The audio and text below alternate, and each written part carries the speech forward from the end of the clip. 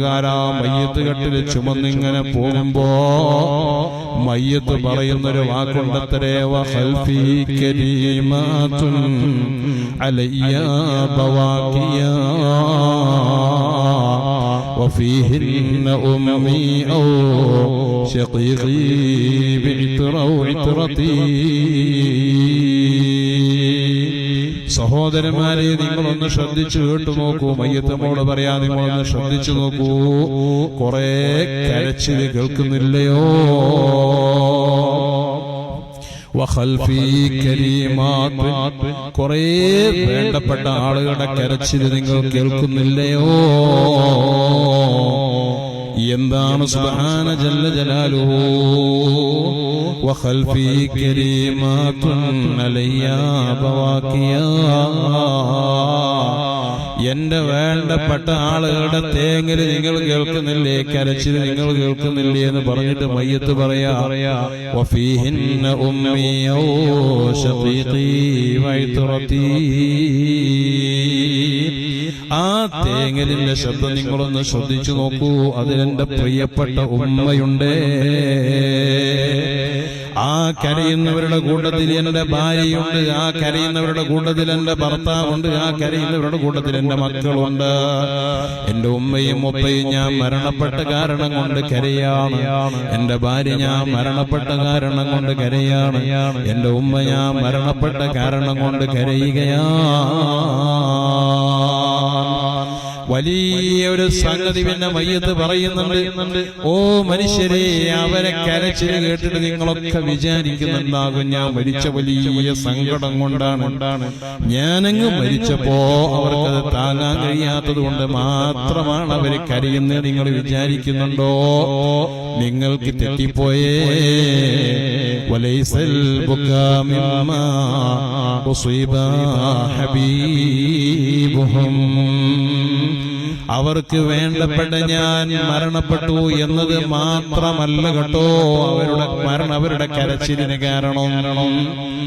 അവരിന്ന് കരയുന്നത് ഞാൻ മരിച്ചു എന്ന കാരണം കൊണ്ട് മാത്രമല്ല. എന്റെ മുസീബത്ത് എനിക്കെത്തിപ്പെട്ട മരണം മാത്രമല്ല അവരുടെ പ്രശ്നം. പിന്നെയോ ഫലീലം യുഫിദ്ദാകൽ വലാകിന്ന ലാ ദിക്രിൻ ദിഫാഇ യഫൂതുഹു. ഏറ്റവും പ്രധാനപ്പെട്ട ഒരു സംഗതി മയ്യത്ത് നമ്മൾ ഓർമ്മപ്പെടുത്താണ്.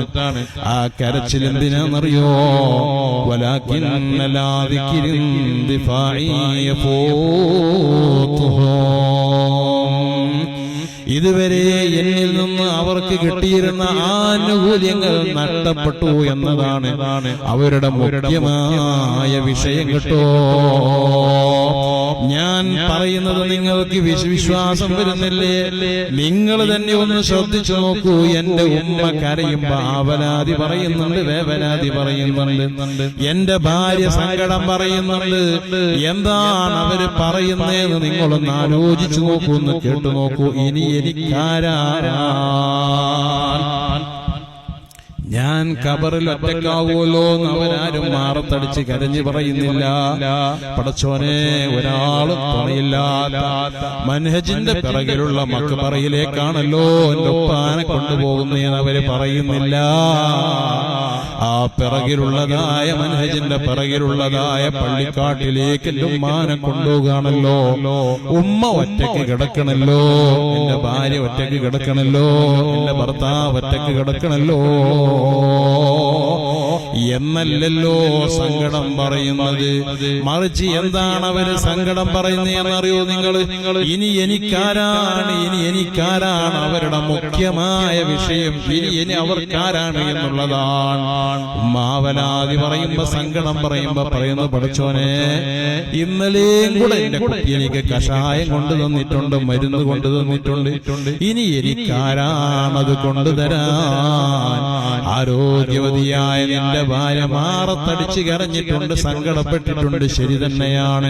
പക്ഷേ അവൾ ആവലാതി പറയുമ്പോ, പടച്ചോനെ, ഇനി എനിക്കാരാണെന്ന് അവൾ കരഞ്ഞു പറയും. പറയുന്നത് ചെറുപ്പക്കാരിയായ അവളെ ഇന്നല്ലെങ്കിൽ നാളെ അവളുടെ യുദ്ധം കഴിഞ്ഞതിന് ശേഷം വേണ്ടപ്പെട്ട ഒരാളെ പിടിച്ചുകൊണ്ടതാ അവരുടെ കുടുംബം അങ്ങ് പുതിയൊരു നിക്കാഹ് ചെയ്തു കൊടുക്കുമ്പോ മോനെ സുന്ദരമായ മറ്റൊരു ദാമ്പത്യ ജീവിതത്തിലേക്ക് അവൾ കാലെടുത്ത് വെക്കുമ്പോ നേരത്തെ ചോദിച്ച ആ ചോദ്യം അവള് മറക്കുമെടാ. അവള് ചോദിച്ചില്ലേ ഇനി എനിക്കാരാ? ആ ചോദ്യത്തിന് അവൾക്ക് മറുപടി കിട്ടി, അവൾക്കൊരു തണല് കിട്ടി, അവൾക്കൊരു അത്താണി കിട്ടി.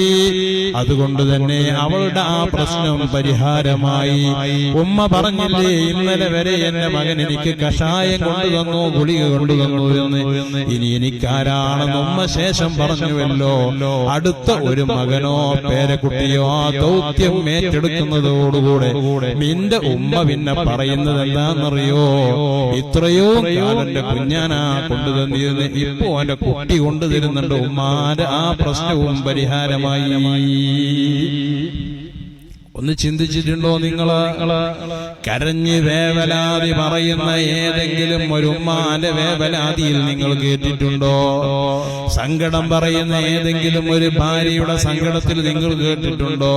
പടച്ചവനെ ഒടോമ്പറ്റ പഴയ പള്ളിയുടെ ആ പരിസരത്തേക്ക്, അതല്ലെങ്കിൽ മനഹജിന്റെ പള്ളിക്കാട്ടിലേക്കാണ് ഈ കൊണ്ടുപോകുന്നത്. അബ്ബേ എന്റെ കുട്ടി ആ പള്ളിക്കാട്ടിൽ ഒറ്റയ്ക്ക് കിടക്കണല്ലോ, ഒരാളും തുണയില്ലല്ലോ. യജമാനനായ റബ്ബേ എന്റെ പ്രിയപ്പെട്ട ഭർത്താവാണല്ലോ ആ പോകുന്നത്. ഇന്നലെ വരെ എന്റെ കൂടെ അന്തി ഉറങ്ങിയവനാണ്, ഇനി ആ പള്ളിക്കാട്ടിൽ 6 അടി മണ്ണിൽ ഒറ്റക്കാണല്ലോ കിടക്കേണ്ടത്. മഴയായാലും വെയിലായാലും കൂരിരുട്ടായാലും എന്തായാലും അവിടെ ഒറ്റക്കാണല്ലോ എന്നൊരു ഭാര്യയും സങ്കടം പറഞ്ഞില്ലല്ലോ.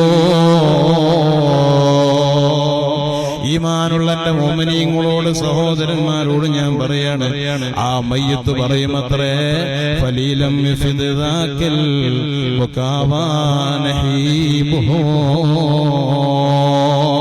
അവരാ കരച്ചിൽ കൊണ്ടൊന്നും എനിക്ക് യാതൊരു ഗുണവുമില്ല. പിന്നെയോ നമുക്ക് ഗുണം വേണ്ടേ മോമിനീങ്ങളെ? അതിനാ നമ്മളെ മുമ്പിൽ ഇതാ തലയുയർത്തി നിൽക്കുന്ന സുന്ദരമായൊരു പള്ളിമുനാര, സുന്ദരമായൊരു സ്ഥാപനം നമ്മുടെ മുമ്പിൽ ഇതാ നിൽക്കുന്നു. ഇതുപോലെയുള്ള സംരംഭങ്ങൾ ബാക്കി വെക്കാൻ നമുക്ക് സാധിക്കണോ? അല്ലാഹു സുബ്ഹാനഹു വ തആല നമുക്ക് തൗഫീഖ് ചെയ്യുമാറാവട്ടെ.